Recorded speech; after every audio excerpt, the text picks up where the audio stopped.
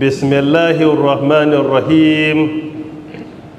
السلام عليكم ورحمة الله وبركاته. إن الحمد لله نحمده ونستعينه ونستغفره ونعوذ بالله من شرور أنفسنا وسيئات أعمالنا. من يهده الله فلا مضل له ومن يضلل فلا هادي له واشهد ان لا اله الا الله وحده لا شريك له واشهد ان محمدا عبده ورسوله.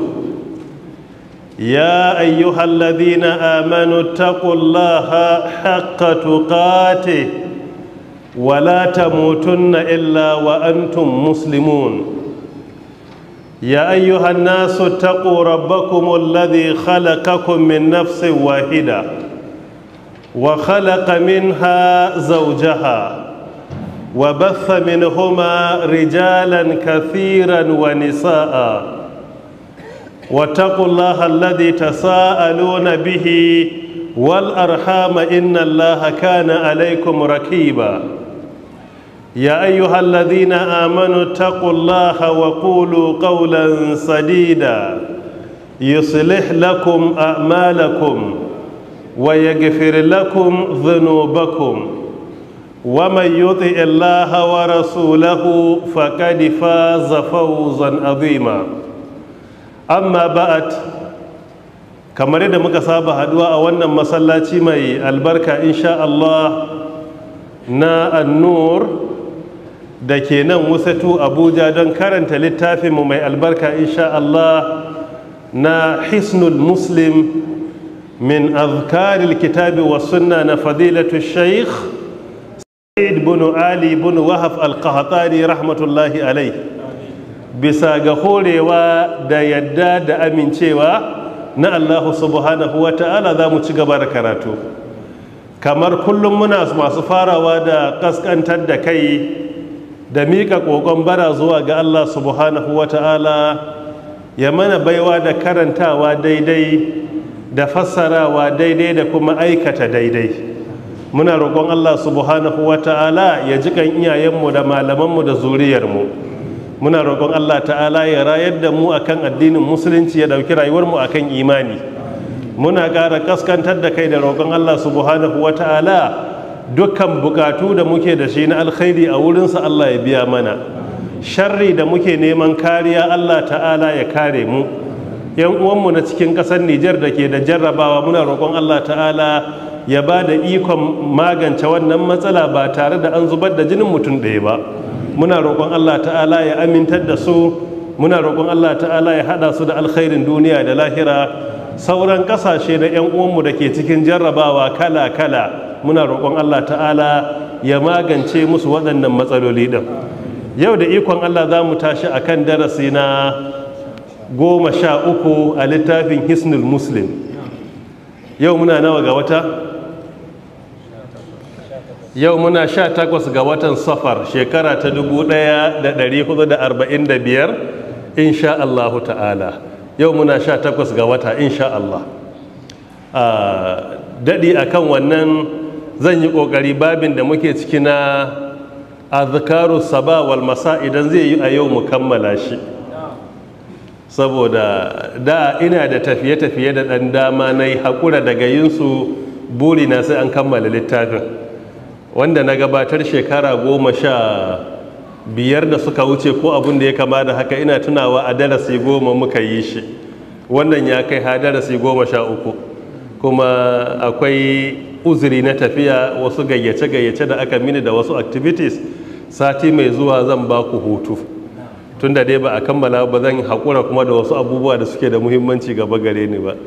So zuwa sati mai zuwa, tun daga addu'a ta farko a littafin har zuwa inda muka tsaya, gabanin a dawo insha Allah ta'ala a karo na gaba kowa sai ya tabbatar ya haddace su.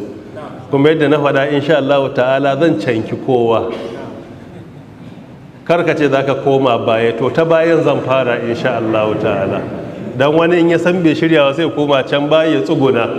In na zo din ma wanda ya tsuguna da shi zan fara, wanda ya sunkuyar da kansa ya shiru haka irin ya murtuke din nan, sai in ce to wanda ya sunkuyar da kai. In kuma kaki zuwa din to sai in ce duk wanda ba su zo ba sun zo karo gaba da su za a yi. So ba dai mafita insha Allah, ko sai dai a karance a haddace ko insha Allah. So idan tafiya ta yiwu sati mai zuwa ba darasi, in ka bata yi ba to insha Allah za a sanar da cewa karatu din yana nan, ko da a handles na social media da suke biyadin sunana za su, waɗanda suke handilin sai su tabbatar da cewa sun saka sanarwa ɗaya in ina nan za a yi, amma na fi kyauta da zan insha Allah ta'ala zan yi tafiya, wallahu ta'ala alam. Za mu tashi akan addu'a ta nau'aran ma ustaz, muna babi na 27 azkarus saba wal masa, daidai kan addu'a ta nawa? Za mu tashi kan addu'a ta 78 ko kuma zikiri na 78 a cikin babi na 27 azkarus sabah wal masa. A cikin wannan babi da ikon Allah mun karanta kaman addu'o'i guda uku sati da ya gabata, tare gobe da babin da ke bayansa na salatul istikhara. Yau da ikon Allah za mu tashi kan addu'a ta 78 a babin da ke bayani akan zikirin safiya da marece ko kuma safiya da yammaci. Idan muka duba falalan da ke cikin waɗannan zikirori kamar yadda hadithan suka bayyana da kuma addu'o'in suke faɗa, za ka ga riko da waɗannan addu'o'i na littafi ɗin, musamman irin addu'o'i na bayan sallah da kuma zikirin safiya da yammaci, na bayyana maka kusan dukkan alkhairin duniya da lahira da kake nema, riko da waɗannan yana kaiwa gare shi. Kuma dukkan wani sharri da kake neman kariya a duniya ko a lahira, wallahi al'azim addu'o'in nan suna kaiwa zuwa gare shi.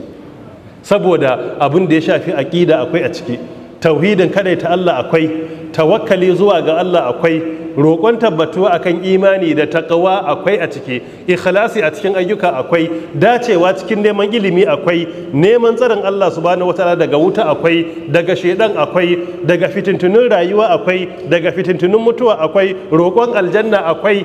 Duk waɗannan irin alkhairan duniya da lahira akwai a cikin waɗannan babubbuka. Kuma neman kariya daga sharri kowane iri za ga da ikon Allah akwai a ciki. Za ka riko da su ya wuce kawai karanta addu'a don a samu lada, a'a suna taimaka maka wajen gamon dakatar ga addinin, ga alherin duniya da lahira, da kuma kare ka da izinin Allah daga sharrin duniya da lahira. Mafhum? Tayyib, na'am. اللهم بك أصبحنا وبك أمسينا وبك نحيا وبك نموت وإليك النشور. اللهم بك أمسينا وبك أصبحنا وبك نحيا وبك نموت وإليك المصير. اللهم بك أصبحنا اللهم بك أصبحنا وبك أمسينا وبك أمسينا وبك نحيا وبك نموت وبك نحيا وبك نموت وإليك النشور وإليك النشور. اللهم بك أمسينا اللهم بك أمسينا وبك أصبحنا وبك أصبحنا وبك نحيا ونموت وبك نحيا ونموت وإليك المصير وإليك المصير. اللهم بك أصبحنا وبك أمسينا وبك نحيا وبك نموت وإليك النشور. da yammaci kuma sai ce Allahumma bika amsaina wa bika asbahna wa bika nahya wa bika namut wa ilaikal masir. Wannan addu'a asali riwaya ne na sahabi Abu Huraira radiyallahu an, Abdurrahman bin Sakhar. Sannan kuma riwaya ce ta Imam at-Tirmidhi rahmatullahi alai hadithi na 3391 a cikin sunan nasa, kuma ta hakik na Sheikh Muhammad Nasir rahimahullah ya tabbatar da cewa a fahimtarsa hadithi ne wanda yake mai kyawu. Muna roƙon Allah ta'ala ya sa mu dace. Daga cikin addu'o'i da fiyayyen halitta yake sallallahu alaihi wa alihi wa sallam da safiya sai ya ce Allahumma bika asbahna, ya Allah zuwa gare ka muka wayi gari. Malamai suka ce a wurin nan akwai ɗan takadiri, ana kaddara wani abu, shine Allahumma bi ni'matika wa bi dhikrika asbahna. Ya Allah dalilin ni'imarka da kuma ambatonka muka wayi gari. Saboda ka kwanta a bacci gari ya waye ka tashi, ai ni'imar Allah ce. Ba kowa ne yake kwanciya ya tashin ba. Wani ba zai iya tashi ba, Allah ya ɗauki rayuwarsa. Wani ba zai iya tashi ba, yana duniyar amma bai san ina yake ba. So ashe ni'imar Allah ce ta sa muka wayi gari. Sannan kuma da ambatonsan za mu buɗe bakin mutum da Allah ya wayar da mu, gari ya waye da mu, muna cikin halin lafiya. Sannan wa bika amsaina, da ni'imarka muke fatan za mu yammata. Yanzu gari ya waye na amto, da ni'imarka muke fatan zuwa ga yamma. Ni'imar da ta sa gari ya waye da mu lafiyan mu kalau, muna fatan wannan ni'ima ta ka za ta sa da ikonka mu kai zuwa ga yamma. Wa bika nahya, rayuwar mu gaba ɗaya taka ce, zuwa gare ka muke rayuwa. Wanda yake bayyana mana a musulunci babu part time Islam, shi musulunci full time ne.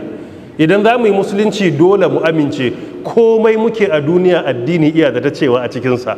Addini na da ta cewa a rayuwarmu a gida, na da ta cewa a auratayyanmu, na da ta cewa zamantakewanmu da iyali, addini na da cewa a kasuwancinmu, addini na da bakin magana a cikin tafiye-tafiyenmu, addini na da bakin magana a cikin mu'amalarmu, addini na da bakin magana a cikin haƙƙin makwabtanmu, addini na da bakin magana a cikin siyasarmu, addini na da bakin magana a makarantarmu, a makabartanmu, a duk inda muka samu kai dole mu amince rayuwar nan dukka tamu ta Allah ne. Kuma ba ma yin wani abu na rayuwa sai yadda Allah yake so a yi shi. Shi yasa wannan kuskure ne mai girma a yanzu da ake samun 'yan duniya da suke ɗauka wai akwai wani abun da babu addini a cikinsa. Akwai 'yan duniyar ke gani ko suna ga aure ba za a bi addini ba, sai kuma a zo a ɗaura aure a masallaci, liman ya yi addu'a a gama, daga wurin sai a wuce sabon Allah.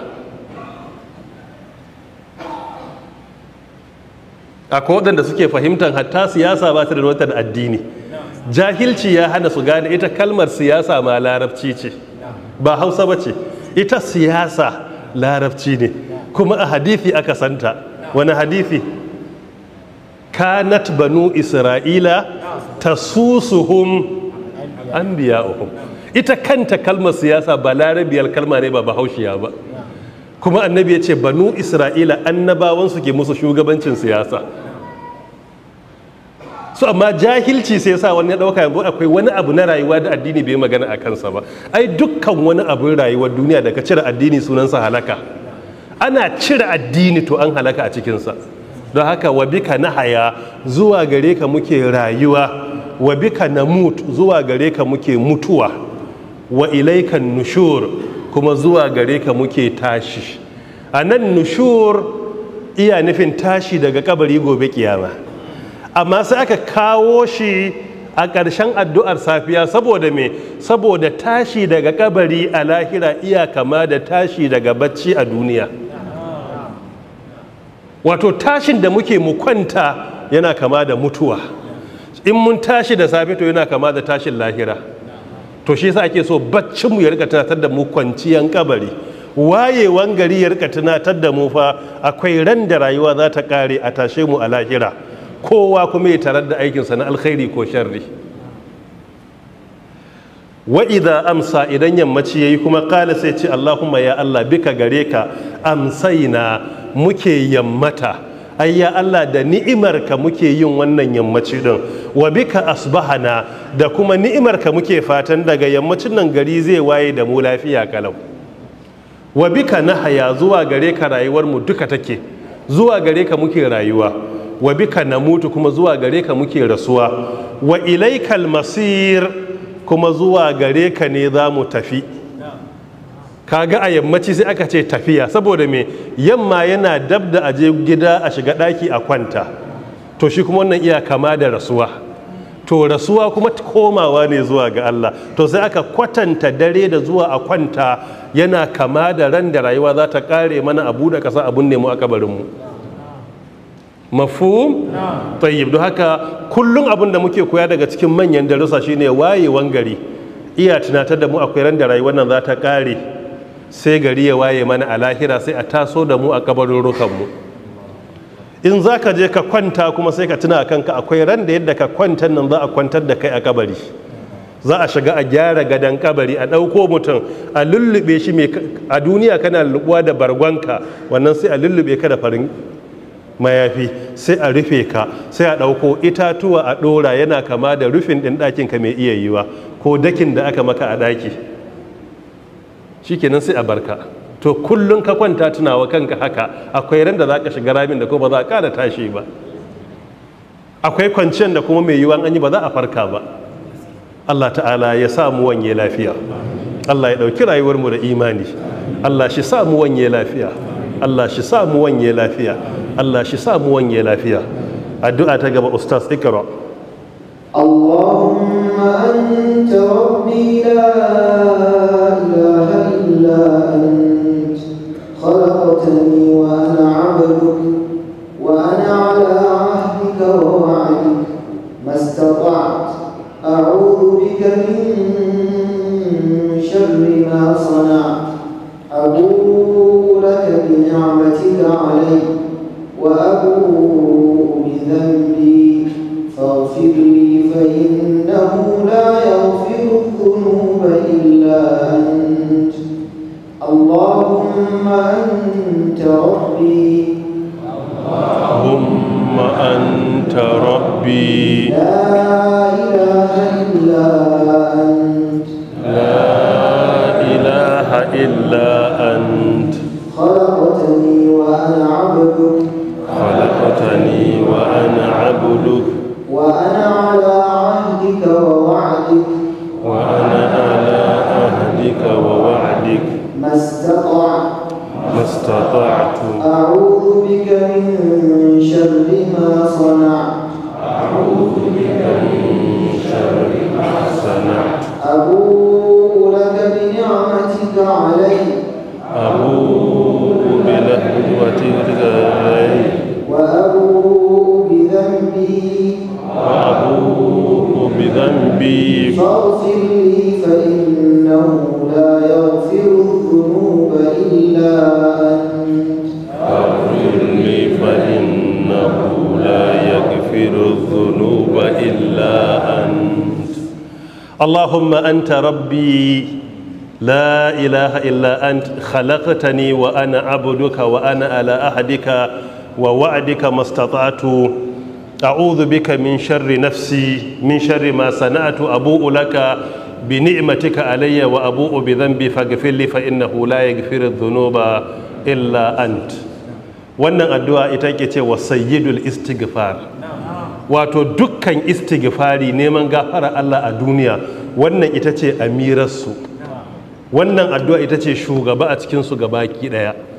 Hadithi ne sahabi da ya kawo shine Shaddad bin Aus radiyallahu an, yana cikin aljami as-sahih na Imam al-Bukhari rahmatullahi alai, hadithi na 6306. Mafhum? Tayyib. Wannan addu'a daga cikin fa'idanta, manzon Allah sallallahu alaihi wa alihi wa sallam as-sadiqul masduq yace man qala hina yumsi man qalaha hina yumsi wa huwa muqinun biha, man qalaha hina yumsi wa huwa muqinan biha famata fi laylatihi dakhala aljanna. Duk wanda ya faɗi wannan addu'a da yamma yana mai yaƙini akan karanta wannan ɗin, yana mai yaƙini, man qalaha wa huwa muqinan biha, iya mai yaƙini akanta, sai ya rasu a wannan yammaci ɗin, annabi ya ce da khalal janna, ɗan aljanna ne shi. Wa man qalaha hina yusbihu wa huwa muqinan biha, wanda ya faɗe ta gari na wayewa yana mai yaƙini da abin da addu'a take karantarwa, fama tafi yaumihi sai rasu a wannan wunin, fiyayyen halitta ya ce da halal janna, shi ma zai shiga aljanna. Ana karanta ta kafa ɗaya da safiya, kafa ɗaya da me da yammaci. Kai ka san maganar Allah babu kokonto a cikinta, in ka faɗa kana mai yaƙini za ka shiga aljanna, wannan babu kokonto a kanta. Don haka in kai da safe ka mutu ka rasu a wannan wuni ɗin aljanna ne, in ka faɗa da yamma ka rasu a wannan wuni aljanna ne, da sharaɗi biyu: na farko ka faɗe ta, na biyu kuma kana da yaƙinin abin da ka faɗa, ba kawai da baki ka faɗa ba, duk abin da ka faɗa kana da yaƙini haka ne. Don haka in mun fassara sai ka bi ma'anan ka kiyaye don ya zama kana faɗanta da wannan yaƙini ɗin. Mafhum? Tayyib. Allahumma ya Allah, anta kai ɗin rabbi mahaliccina ne, la ilaha illa ant, babu wani abokin tarayya, ba ka da abokin tarayya, ba abun bauta da gaskiya sai kai. La ilaha illa ant, babu abun bauta da gaskiya sai kai. Khalaqta ne, kai ka halicce ni. Kaga la ilaha illa ant, wannan shine tauhidi na me, na uluhiyya, cewa kai ka dace a bauta maka. Khalaqta ni, kai ka haliccen, kaga ya tabbatar maka tauhidin rububiyya, cewa Allah shine mahaliccinka, mamallakinka, kuma mai juya al'amuranka. Don ma'anan rububiyya iya nufin Allah huwal khaliq, huwal malik, ko huwal mudabbir. Shi ya halitta, shi ya mallaka, kuma shi yake jujjuya abubuwa yadda yake so. Ni da kai duka mallakar Allah ne, ‘ya'yanka da iyalanka mallakar Allah ne, kekenka, mashin ɗinka, motarka mallakan Allah ne, gonarka, shagonka, ofishinka, gidanka mallakar Allah ne. Kawai ya ɗora mu a kai ne na ɗan lokaci ya gaya ya za mu yi, amma duk duniya ɗin shi zai gaje ta. Don haka halatta ne, kai ka halicen, kana tabbatar da rububiyya ta Allah. Wa ana abuduka, wannan iya ƙara tabbatar da ubudiyya, cewa kana itirafin lalle kai bawa ne, iya tabbatar da ubudiyya, bauta zuwa ga Allah. Ba wanda ya dace a bautawa sai Allah subhanahu wa ta'ala. Wa ana ni din nan ala ahadika, ina kan alkawarinka. Alkawarin Allah din shine la ilaha illallah muhammadur rasulullah. Mun rike kalmar shahada cewa kai kaɗai za mu bautawa, kuma za mu yi bautan ta yadda annabi Muhammad sallallahu alaihi wasallam ya karantar da mu. Wa ana wa wa'adika mastata'tu, kuma ina kan iyakokinka, iya gwargwadon yadda zan iya. Saboda me? Saboda bautan Allah ana yi da istita'a ne, akwai abin da yafi karfinka. Yanzu koyaye muka yi ba za mu iya bauta irin bautar da mala'iku ke masa ba. Ba sa bacci, ba sa cin abinci, ba sa shan abin sha, ba sa aure, ba sa mu'amalantar zama. Kullum aikinsu, abincinsu a duniya shine subhanallah, baccinsu shine tasbihi zuwa ga Allah. Kaga ai ba za mu iya ba. Kuma a cikin mutane wani ya fi wani, shi yasa wa wa'adika, ina kan iyakokinka, mastata'atu, gwargwadon yadda ka bani ikon yi. Mastata'a kuma bai nufin cewa mutum ya sake jiki ya zama ya lalace, an yi magana sai ce to ai yadda zan iya din kenan. Wannan ba haka bane.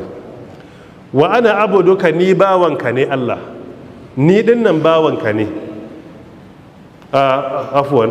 Wa wa'adika mastata'tu, a'udhu bika min sharri ma sana'atu, ina neman tsarinka daga abin da na aikata mai muni.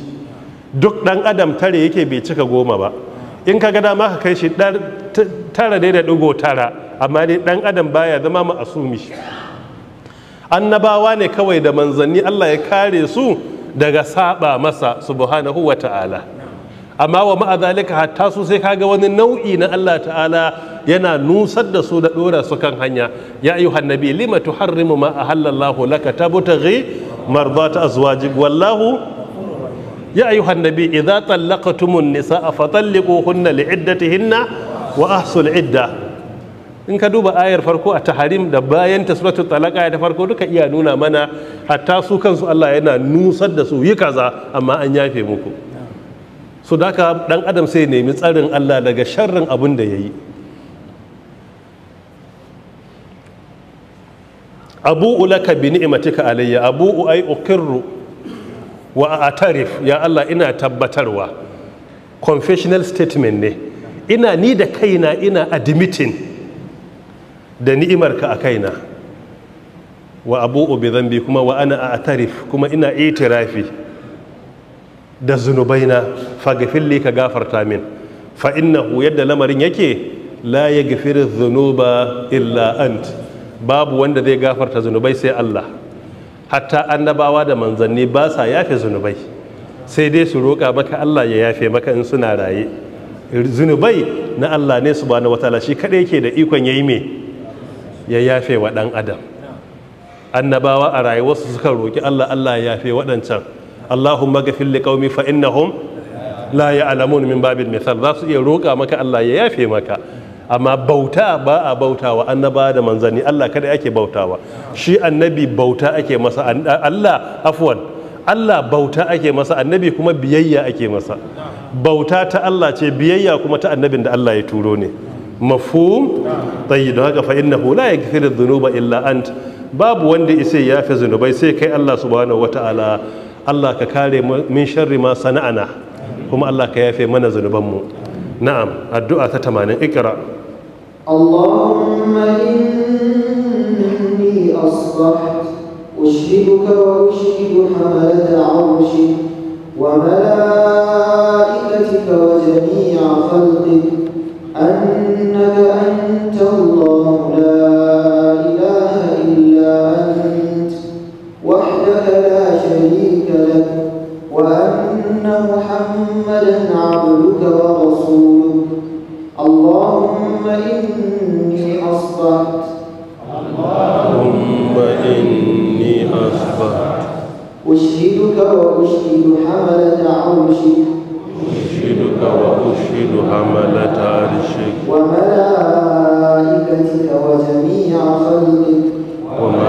وملائكتك وجميع خلقك أنك أنت الله لا إله إلا أنت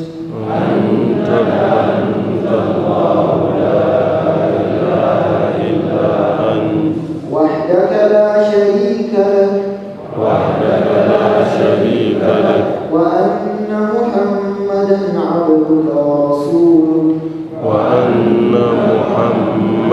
عبدك ورسولك اللهم إني أصبحت أشهدك وأشهد حملة عرشك وملائكتك وجميع خلقك أنك أنت الله لا إله إلا أنت وحدك لا شريك لك وأن محمدا عبده ورسوله وأن محمدا عبدك ورسولك ويرويته wannan hadisi Anas bin Malik radiyallahu an shine rawil hadith hadithin yana wurin Imam Abu Dawud rahmatullahi alai hadithi na 569 mafhum tayyib wannan addu'a ana karantawa kafa hudu arba'a marrat sau hudu da safiya sau hudu da yammaci amma da yamman za mu yi bayani akwai dan canji da ake a cikinta wurin addu'ar safiyan sai a mai da shi yammaci annabi sallallahu alaihi wasallam ke cewa man qalaha hina yusbihu wa hina yumsi arba'a marrat a'taqahu Allahu minan nar la ilaha illallah muhammadur rasulullah wannan addu'a manzon Allah sun ke cewa duk wanda ya karanta sau hudu da safiya sau hudu da yammaci to a gaya masa kai tsaye babu kokwanto Allah ya yanta wuyansa daga wuta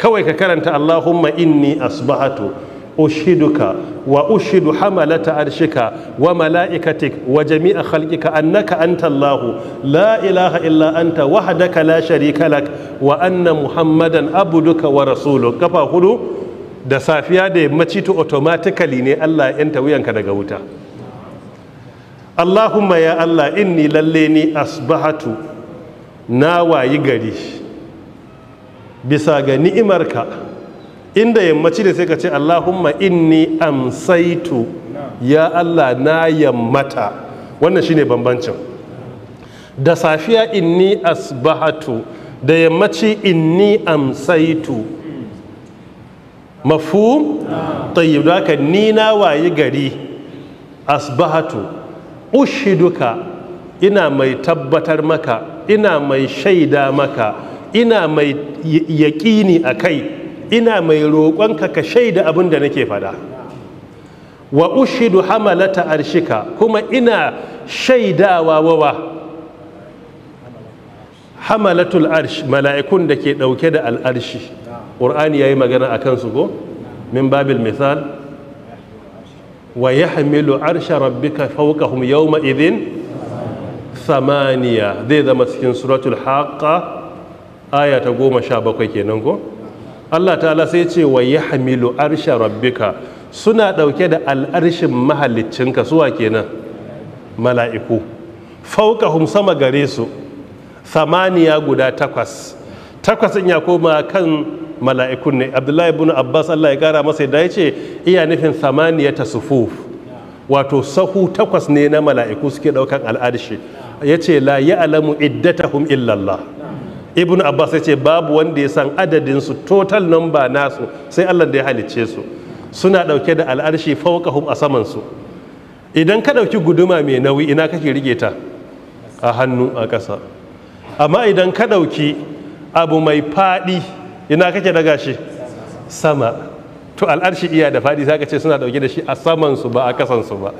Don abu mai nauyi ƙarami a ƙasa ake rike shi, mai faɗi mai nauyi to a sama ake ɗagawa. So da haka al'arshi yana da faɗi, shi sa aka ce fawqahum, sama gare su suke ɗaukansa. Mafhum?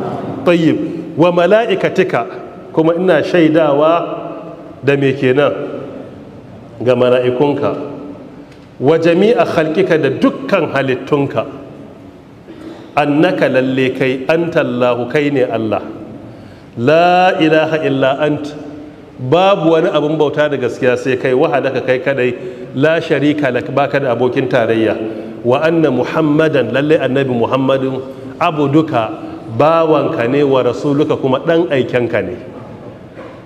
Annabi bawanka ne kuma ɗan aikenka ne, shine manzonka ne. Annabi manzon Allah ne, manzo shine ɗan aike go, sallallahu alaihi wa alihi wa sallam. Daraja ce annabi ya zama ɗan aiken Allah. Na'am. Addu'a ta 81, ikra ya ustaz. Allahumma ma asbaha bi min ni'matin aw bi ahadin min khalqik فمنك وحدك لا شريك لك فلك الحمد ولك الشكر. اللهم ما أصبح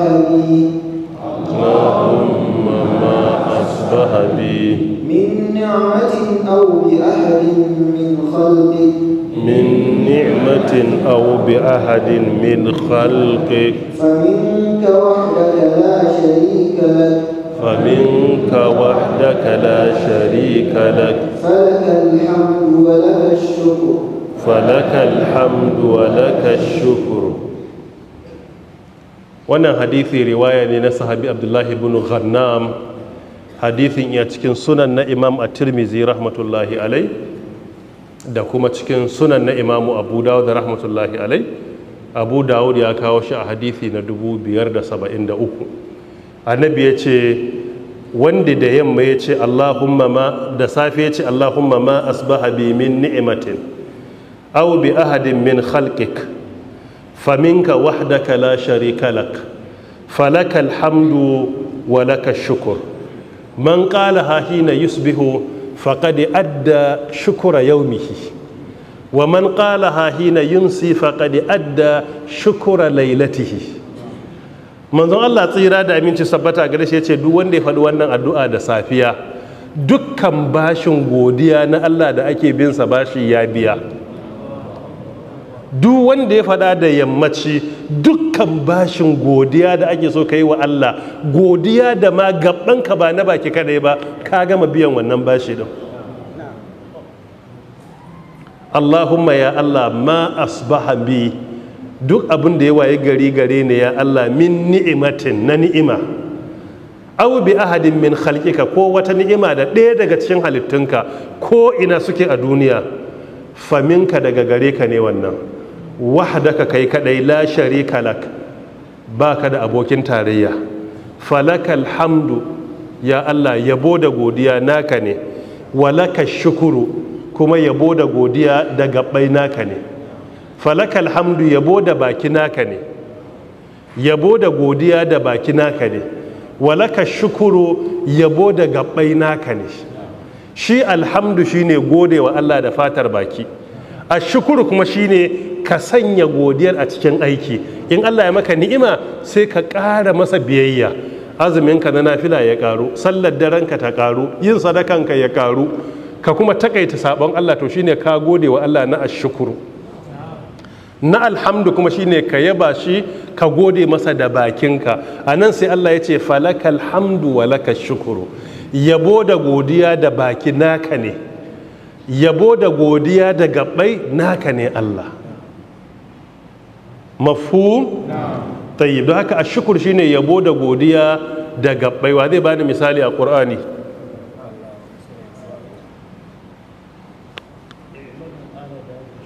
I'malu ala Dawuda shukura. Okay, cikin suratu Saba kenan ko? Aya ta 13. I'malu ala Dawuda shukura, wannan yayi. Kaga i'malu sai aka kira ashkur amal. I'malu ala Dawuda shukura, tafsiri biyu. Tafsirin farko suka ce umarni ake yi wa sauran al'umma su yi godiya ga ala Dawud. Amma tafsiri mafi inganci wanda a kansa nake da ina kan tafsirin farko, yanzu na da kan tafsiri na biyu, shine asalinsa shine i'malu ya ala Dawuda shukura, shine ya ku iyalan Dawuda, 'ya'yansa da mabiyansa, ku yi me, ku aikata godiya. Shukur din sai ya zama ko masdari ne a nawa ko kuma ya zama maf'ulin li ajalihi. So da kenan su ala Dawud ne Allah yake kalubalanta su da su yi aikin godiya. Kaga sai ce i'malu, bai ce qulu ala Dawud da shukura ba, sai ce i'malu. Ashe shukuri aiki ne na gaba. Saboda mai, saboda ni'imomin da Allah ya musu, daga ciki yadda suke bautar da aljanu. Annabi Sulaiman shi yake sa aljanu su yi ta masa hidima. Don a ka'ida yadda Allah ya halicci aljanu, in muna yi wa Allah biyayya bai dace mu ji tsoron aljani ba, shi ne ya dace ji tsoron mu. Shi yasa annabi Dawud yana ba su aiki, haka ɗansa annabi Sulaiman, sai su sa aljanu su musu gini, su gina musu wurin ibada, su gina musu gida, su aike su, bautar da su suke. Amma mutanen mu yanzu kuma tsoron aljanu suke, da aljani ai in ka rike Allah ba abun tsoro bane, saboda matsayinka a wurin Allah ya fi nasa, matukar kana da imani, ba bai dace ka ji tsoro ba. Raunin imani ne yake sawa. Annabi Dawud da ya rasu ai ba su ma san ya rasu ba, sandar da yake rike da ita ta yi me, annabi Sulaiman ba su ma san ya rasu ba.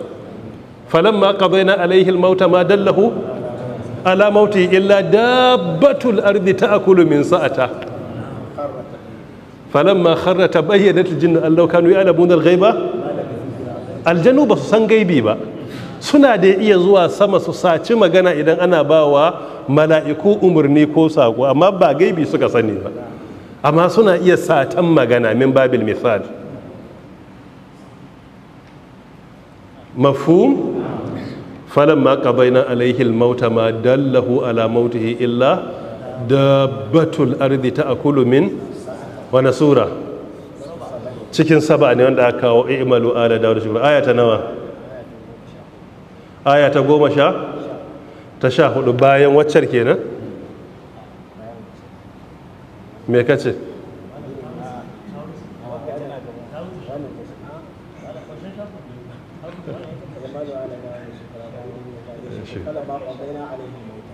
ma dallahu ala mauti illa dabbatul ardi ta'kulu min sa'ata. To ba zan da yanke muku, bari ko koyi da kanku. Ka amince? Ka ji ka mu ji da Allah. Ka ba da gari mana kawai. An shi za ta baka tani, na san baka tunani da wuri, amma ka amince? Wa qalilun min ibadiyash shakur. Wata aya ce gaban wannan? To ita ce ai shi zan barka tunani. Kana zuwa ƙarshen ta 13 sai ka shiga ta 14. Me mai wahala a ciki? Da yamma sai ya ce Allahumma ma amsa bi min ni'matin. Ya Allah, dukkan abun da ya yammata da mu na ni'ima, ko da ɗaya daga cikin halittu, daga gare ka ne kai kadai, baka da abokin tarayya, falakal hamdu wa lakal shukur.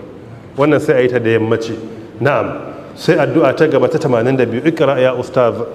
اللهم عافني في بدني اللهم عافني في سمعي اللهم عافني في بصري لا إله إلا أنت اللهم إني أعوذ بك من الكفر والفقر وأعوذ بك من عذاب القبر لا إله إلا أنت اللهم عافني في بدني اللهم عافني في بدني اللهم عافني في سمعي اللهم عافني في سمعي اللهم عافني في بصري اللهم عافني في بصري لا إله إلا أنت اللهم إني أعوذ بك من الكفر والفقر اللهم إني أعوذ بك من الكفر والفقر وأعوذ بك من عذاب القبر أعوذ بك من عذاب القبر لا إله إلا أنت لا إله إلا أنت اللهم عافني في بدني اللهم عافني في سمعي اللهم عافني في بصري لا إله إلا أنت اللهم إني أعوذ بك من الكفر والفقر وأعوذ بك من عذاب القبر لا إله إلا أنت. wannan hadisi riwaya ne na Abu Bakra wanda ya fi shahara da wannan suna amma asalin sunansa Nufai ibn al-Harith. Hadisin ya cikin sunan na Imam Abu Dawud rahmatullahi alai a hadisi na 590. Manzon Allah ya ce yana faɗa kafa uku safiya kafa uku da yammaci shine Allahumma afini fi badani, ya Allah ta'ala ka bani lafiya a jikina, ka sa dukkan jikina ya zama mai lafiya.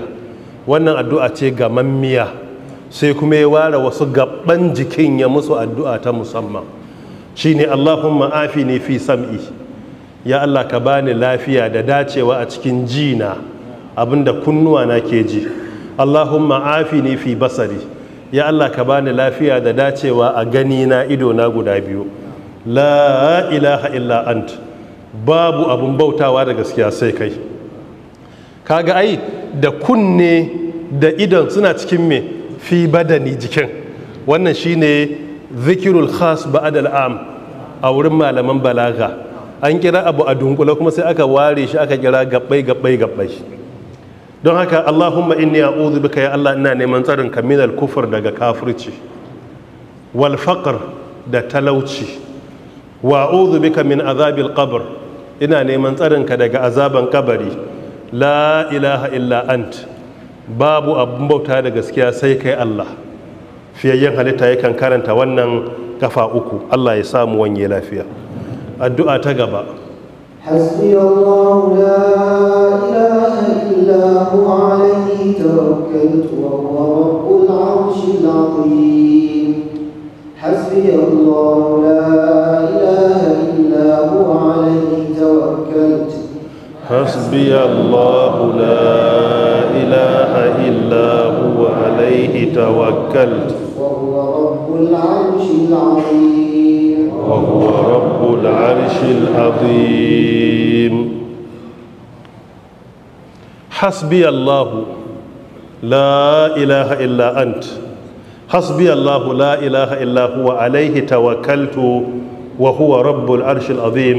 حسبي الله لا إله إلا هو عليه توكلت وهو رب العرش العظيم. حديث ya cikin sunan na Imam Abu Dawud rahimahullah, hadithi na 3871, riwaya ne na sahabi Abu Darda radiyallahu an. Manzon Allah tsira da aminci su tabbata a gare shi yace, wanda ya karanta hasbiyallahu la ilaha illa huwa, Allah ya wadatar mini, Allah ya isar mini, babu wani abun bauta da gaskiya sai shi, alaihi gare shi tawakkaltu na dogara, wa huwa zuwa gare shi yake, wa huwa shine rabbul arshil azim, mahalicin al'arshi mai girma. Idan ka faɗa kafa 7 da safiya, kafa 7 da yammaci, annabi sallallahu alaihi wa alihi wa sallam as-sadiqul masduq yace kafahu Allahu azza wa jalla ma ahammahu min amri dunya wal akhirah. Idan kai 7 da safiya 7 da yammaci, dukkan wani abin da ya dame ka na duniya da lahira, alkawarin Allah ne zai magance maka shi. Dukkan wani abu damuwa ta duniya ko lahira, Allah ya maka alkawarin zai magance maka shi. Asali hadisi din Sheikh Muhammad Nasir rahimahullah ya fitar da illa cikin isnadinsa, ya sa shi a cikin da'if Abi Dawud, amma ba kokonto hadisin ana kafa hujja da shi don Sheikh Shu'aibu Arnaut da Sheikh Abdulkadir Arnaut a cikin ta haƙiƙi na Zadul Ma'ad a mujalladi na 2 sun tabbatar da cewa hadisi ne ingantacce. Ala ayi halin hadisin yana da isnadin da ya kai a kafa hujja da shi, kuma ya kai a karanta, kuma nima ina karantawa insha Allah. don haka ana rinjayar da ingancinsa akan rashin ingancinsa, wallahu ta'ala alam. Na'am. Allahumma inni as'aluka al-'afwa wal-'afiyah fi ad-dunya wal-akhirah. Allahumma inni as'aluka al-'afwa wal-'afiyah fi dini wa dunyaya wa ahli wa mali. Allahumma astur 'awrati wa amin raw'ati. اللهم احفظني من بين يدي ومن خلفي وعن يميني وعن شمالي ومن فوقي، وأعوذ بعظمتك أن أغتال من تحتي. اللهم إني أسألك العفو والعافية. اللهم إني أسألك العفو والعافية في الدنيا والآخرة. في الدنيا والآخرة. اللهم إني أسألك العفو والعافية. اللهم إني أسألك العفو والعافية في ديني ودنياي. في ديني ودنياي وأهلي ومالي. وأهلي ومالي. اللهم استر عوراتي. اللهم استر عوراتي وآمن روعاتي. وآمن روعاتي. اللهم احفظني من بين يدي ومن خلفي. اللهم احفظني من بين يدي ومن خلفي وعن يميني وعن شمالي. وعن يميني وعن شمالي ومن فوقي. ومن فوقي. وأعوذ بعظمتك أن أغتال من تحتي. وأعوذ بك وعظمتك أن أغتال من تحتي. اللهم إني أسألك العفو والعافية في الدنيا والآخرة. اللهم إني أسألك العفو والعافية في ديني ودنياي وأهلي ومالي. اللهم استر عوراتي وآمن روعاتي. اللهم احفظني من بين يدي ومن خلفي وعن يميني وعن شمالي ومن فوقي، وأعوذ بعظمتك أن أغتال من تحتي. wannan hadisi riwaya ne na Abdullahi ibn Umar radiyallahu an, iya cikin sunan na Imam Abu Dawud, hadisi na 3871, kuma a magana mafi inganci hadisi ne ingantacce. Manzon Allah yakan ce Allahumma ya Allah, har ga Allah in ka bi ma'anar na daga cikin mafi gamewar addu'a da zaka iya samu. Tana cikin addu'o'in da Allah ya samu tsananin ƙaunarsu, saboda in ka bi larabcin kuma ka duba yadda aka yi addu'ar, babu wani abin da kake nema a duniyan nan ko a lahira face an kare ka daga sharrin da zai hana ka saduwa zuwa gare shi. Ka ji addu'ar, ji ƙarfinta.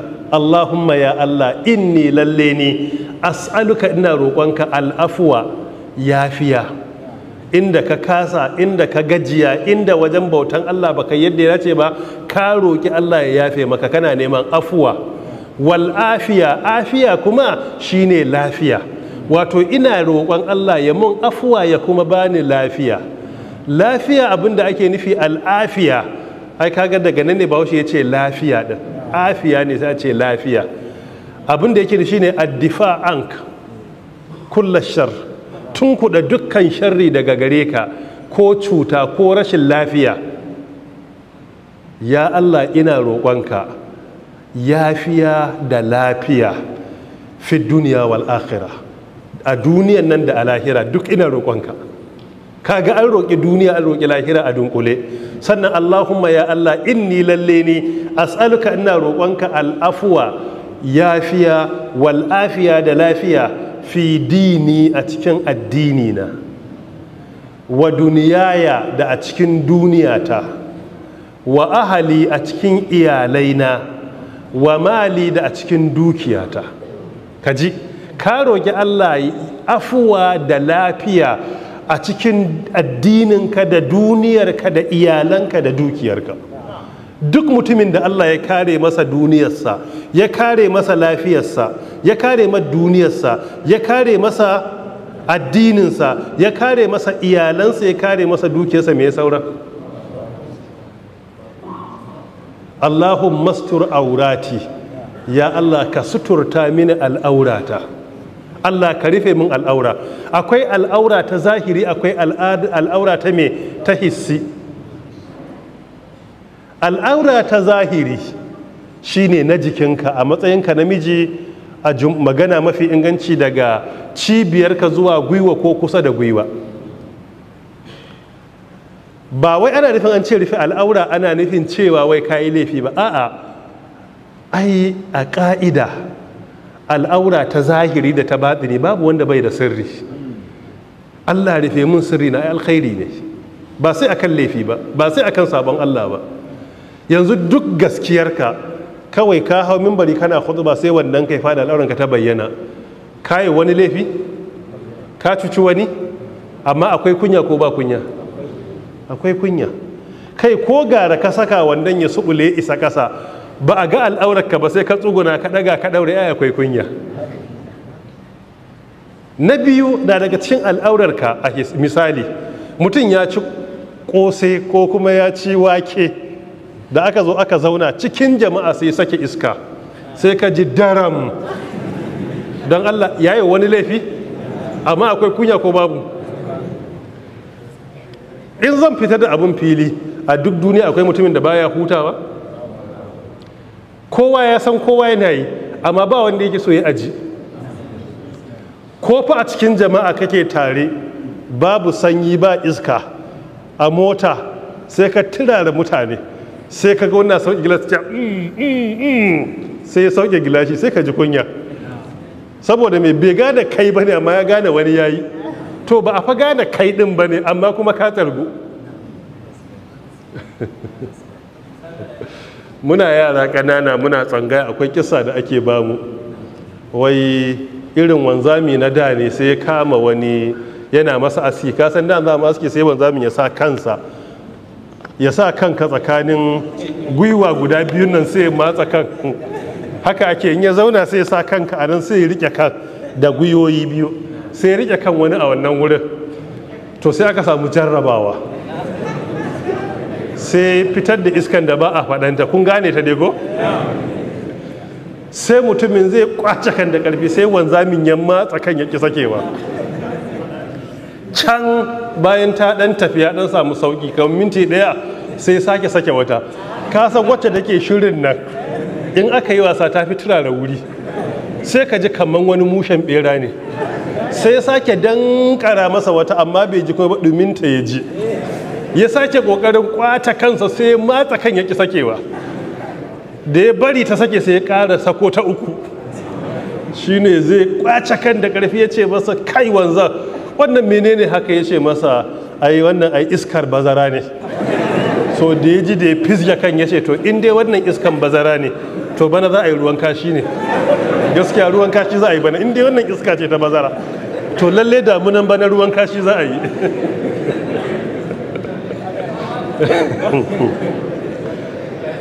Allahumma astur aurati yana cikin addu'a. Daga cikin mafi saukin abu shine kada Allah ya buɗe tsiraicinka na zahiri a wurin da bai dace ba, don wani abu na faruwa baka sani ba. Kada Allah ya tona maka asiri ka je gidan surakaninka ka buga bom, kaga abu bai ba, ko kai ko a gaban wallahu alam kusan a ko'ina kai za ka iya jin kunya. To in ka ce Allahumma stur aurati, hatta wannan ya shiga ciki, sai Allah ya rufa maka asirinka, ba za ka sake ta inda bai dace ka sake ba, don a ko'ina ka yi ta kana iya jin kunya. Na san dai akwai ma'auratan da suka taɓa mun tambaya wai suna competition ɗinta, akwai laifi a ciki. Competition ake, idan mijin ya buga mata ita ma sai ta buga masa, su competition suke yi.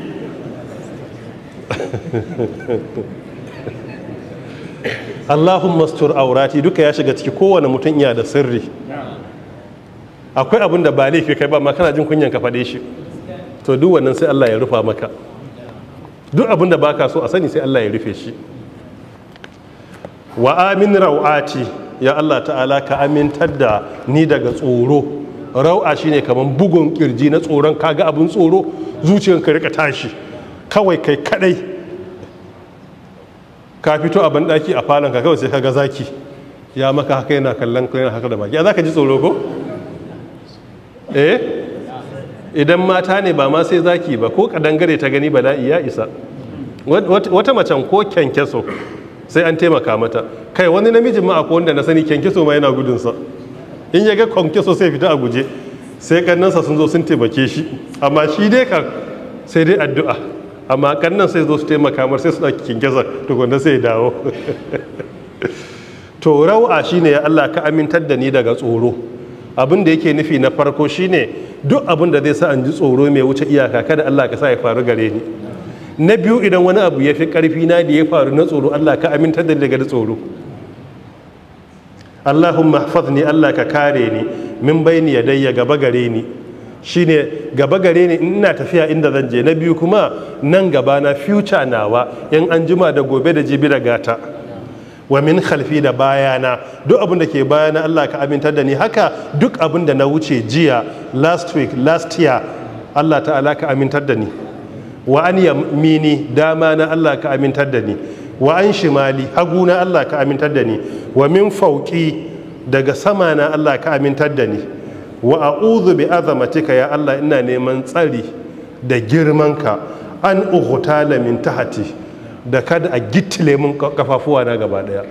Shine abin da zai zo ya girgiza ta kasa ya halakar da ni, kar a zo mun ta kasa na, ya Allah ka kare ni. Ka nemi kariya daga girgizan kasa, ka nemi kariya daga dukkan abin da zai zo ta kasan ka ya cutar da kai. Wa a'udhu bi azamatika an ughtala min tahti, shine duk abin da zai zo maka, abin da yake nufi a dunkule shine duk abin da zai zo ba na tsammani ya halakar da ni ko ya sa na halin kakani kai, Allah ka kare ni daga gare shi. Wannan addu'a ni dai Isa Allah ya jarabe ni da kaunarta, kuma ina muku wasiya da karanta ta da bin ma'anarta. Dukkan tsari da kake nema duniya da lahira na ciki, Allah ta'ala zai kare ka. Allahumma inni as'aluka al-afwa wal afiyata fi dunya wal akhirah. Allahumma inni as'aluka al-afwa wal afiyata fi dini wa dunyaya wa ahli wa mali. Allahumma astur awrati wa amin rawati. Allahumma ihfazni min bayni yadayya wa min khalfi wa an yamini wa an shimali wa min fawqi wa a'udhu bi azamatika wa min fawqi wa a'udhu bi azamatika an ughtala min tahti. Tana da matukar muhimmanci mu karanta. Ya muke da lokaci? Awa ɗaya ta yi ko da sauran minti biyu? Duk yadda dai ne ba za a iya gaba ba, kawai abinda na fahimta kenan. Haram ma bismillah, a ƙara guda ɗaya to. Allahumma alimul ghaibi wash shahada, fatir as-samawati wal ardh, رب كل شيء ومليكه، أشهد أن لا إله إلا أنت، أعوذ بك من شر نفسي ومن شر الشيطان وشركه، وأن أقترف على نفسي سوءا أو أجره إلى مسلم. اللهم عالم الغيب والشهادة، اللهم عالم الغيب والشهادة، فاطر السماوات والأرض، فاطر السماوات والأرض، رب كل شيء ومليكه، رب كل شيء ومليكه، أشهد أن لا إله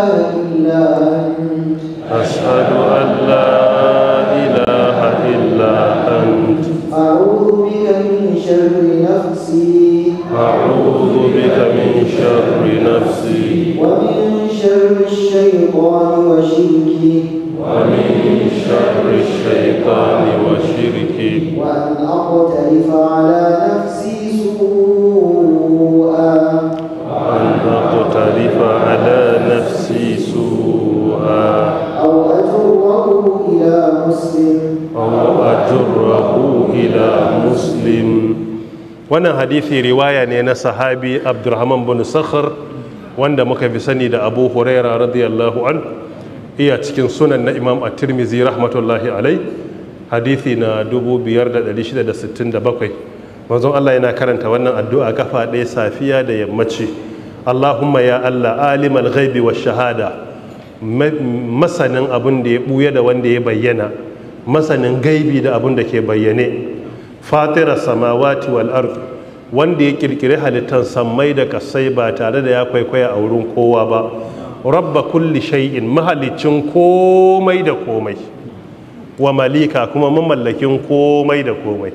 Shi ya halicci komai, shi ya mallaki komai. Ashhadu an la ilaha illa ant, na shaida babu abun bautawa da gaskiya sai kai. A'udhu bika min sharri nafsi, ina neman tsarinka daga sharrin kaina. Ni da kaina Allah ina neman tsarin sharrin kaina daga kaina.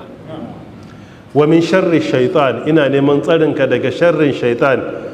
Wa shirkihi aw wa shirka, duka ya zo shi, da kuma shirka da shaidan ke sa mutane su zama mushrikai. Wa an aqtarifa ala nafsi su'an, kuma ka kare ni kan naje na sana'antar wa kaina wani cutarwa, ni da kaina in cutar da kaina.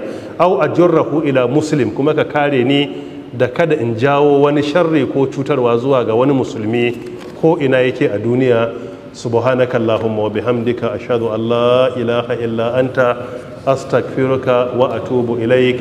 Allah ya ji ganya mu da malamanmu, ya ba mu ilimi mai amfani, ya kare mu daga sharrin duniya da lahira, ya hada mu da alherin duniya da lahira. Allahumma salli ala Muhammad wa ala ali Muhammad kama sallaita ala Ibrahim wa barik ala Muhammad wa ala ali Muhammad kama barakta ala Ibrahim wa ala ali Ibrahim innaka Hamidul Majid.